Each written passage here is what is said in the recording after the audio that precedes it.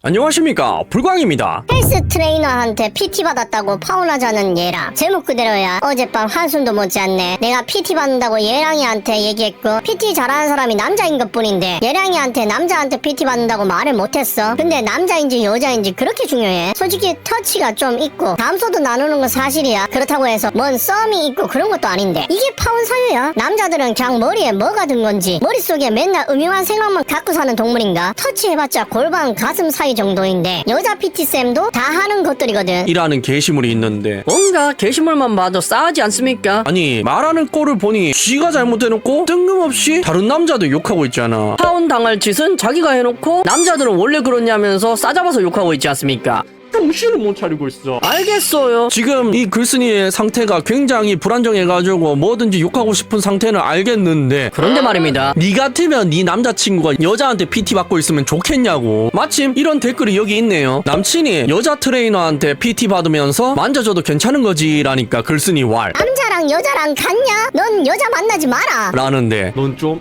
맞아야 되겠다. 와, 이거는 너무 이기적인 행동이지 않습니까? 남자랑 여자랑 뭐가 다른데요? 남편이 여자 PT쌤한테 PT 받으면 기분 나쁜 거고 맞고요, 아내가 남자 PT쌤한테 PT 받고 있으면 기분 나쁜 것도 맞지 않습니까? 아니 우리 솔직해지십시다. 자 보세요, PT쌤, 헬스 트레이너들은 운동이 직업인 사람들입니다. 그럼 몸이 어떨까요? 굉장히 다부질 가망성이 높죠. 남자는 떡대 딱 벌어져서 남성미 뿜뿜하고, 여자 트레이너는 여성미 뿜뿜할 거 아니야. 심지어 옷도 착 달라붙는 거 있고, 내 남편 옆에서 PT하고 있다, 내 와이프 옆에서 PT하고 있다. 어지럽다니까. 그런데 우리 같은 일반인들이 거기에 맞춰서 트레이너들의 몸이 될 수 있습니까? 불가능하지 않습니까? 이런 거하고 비슷한 게 뭡니까? 왁싱샵이잖아. 남자들이 왜 여자 왁서한테 받고 싶어 하는지, 여자들은 왜 잘생긴 남자 왁서한테 받고 싶은지 생각을 해보세요. 다 그런 생각을 가지고 있는 거잖아. 그러니까 서로가 서로에게 지켜야 될 도덕이라는 선이 있는데, 특히 피지컬적으로는 내 연인 상대에게 자격지심을 가질 요소를 주면 안 되는 건데, 조심해야 되는 건데, 그런 기본 예절 따위는 없는 거야. 그런 게 문제인데 이 언니야는 여자는 되고 남자는 안 되지 라는 논리로 무장하고 있는데, 저게 논리적입니까? 그냥 어거지죠.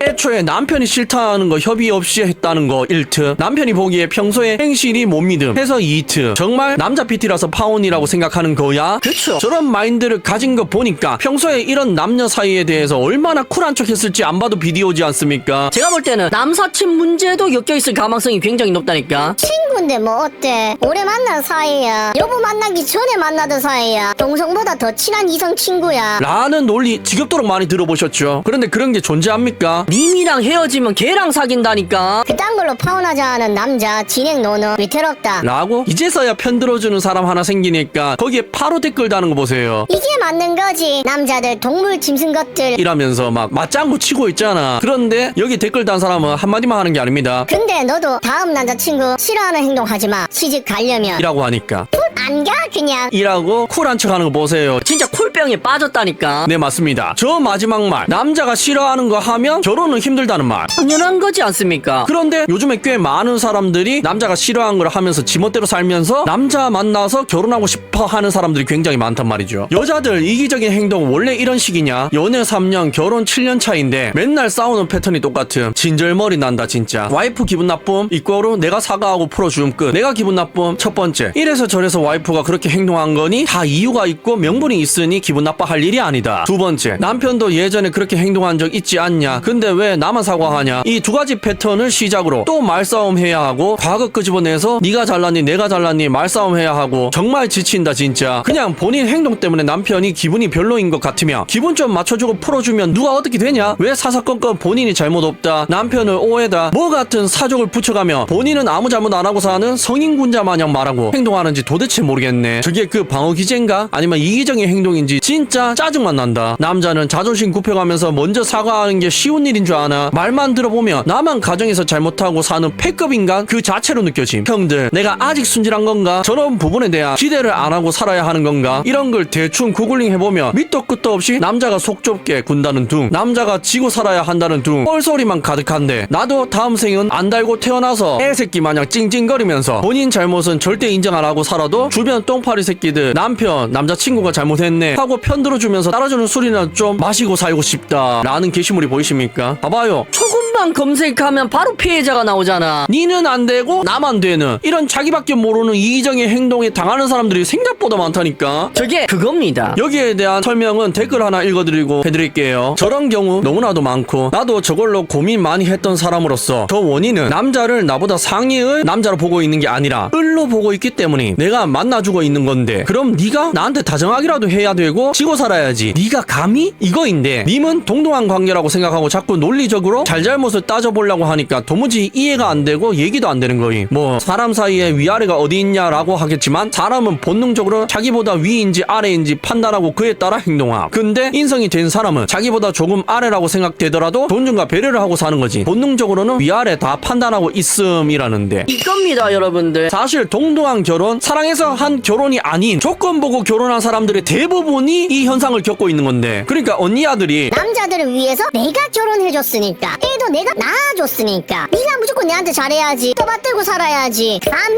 라는 마인드를 가지고 있기 때문에 남편한테 저럴 수가 있는 거다. 그래서 제가 항상 말씀드리지 않습니까? 사랑 없이 결혼, 나 혼자 사랑한다고 착각하고 결혼하면은 굉장히 불행할 가능성이 높으니까 그 결혼 차라리 하지 마시라. 결말이 안 좋을 가능성이 너무 높잖아요. 이런 이유 때문이라니까. 언니야가 이미 당신을 밑으로 보고 있는데 그 결혼 생활이 평탄할 리가 있습니까? 방금 읽어드린 댓글에도 그게 논리적으로 설명되어 있잖아요. 결혼을 언니야가 님들한테 해준 거기 때문에 언니야가 님들을 만나준 거기 때문에 아무리 논리적으로 객관적으로 설명하려고 해도 소용이 없는 거야. 왜? 이미 위치가 다른 거야. 동등하지 않는 관계, 절대 을과 절대 갑의 관계에서 이야기를 하는데 설명하고 아무리 논리적으로 이야기한다 하더라도 노력한다 하더라도 사람이 바뀌겠습니까? 시작부터 어긋났다니까. 그런데 사랑을 해서 결혼을 하면 어떻게 되죠? 저 남자가 나에게 하는 노력이 너무나도 아름다워 보이잖아. 왜? 우리는 동등한 관계니까. 그런데 남편이 자기 자신이 을인 것처럼 돈 벌어오는 기계처럼 열심히 나를 위해서 희생하는데 저게 안 예뻐 보이겠습니까? 그러니까 사랑해서 결혼한 사이는 도시락도 그냥 싸주는 겁니다. 아침도 그냥 차려주는 겁니다. 왜? 사랑스러우니까. 근데 그게 가불관계면 어떻게 된다고요? 감희가 되는 거죠.